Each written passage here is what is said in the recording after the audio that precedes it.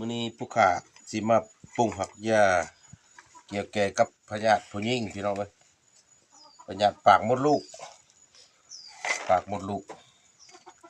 1หากน้ำเต้าน้อยเด้อพี่น้องเด้อ2หากตั้งไก่3เปลือกตะไคร้แกนตะไคร้4กระดูกใสแกนกระดูกใส5เกลือตะป่า6จานเลือดเกลือจานเลือด7ปอหูแกนปอหู8แกนสมัด9หักสมสื่น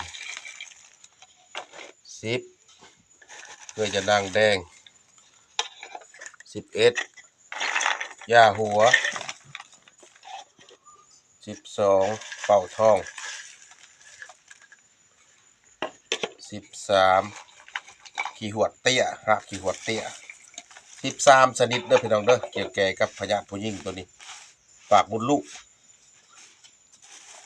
พยาธิปากมดลูก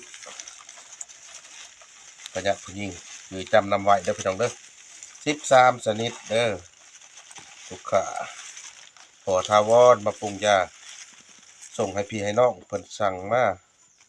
โอ้อยู่ใกล้ได้พี่น้องพวกนี้เป็นมาหลายเดือนหลายนั่นละเกี่ยวแก่กับปากมดลูกพี่น้องเอ้ยมี13ชนิดเด้อพี่น้องเด้อเอาให้ดีให้เศร้าสาธุ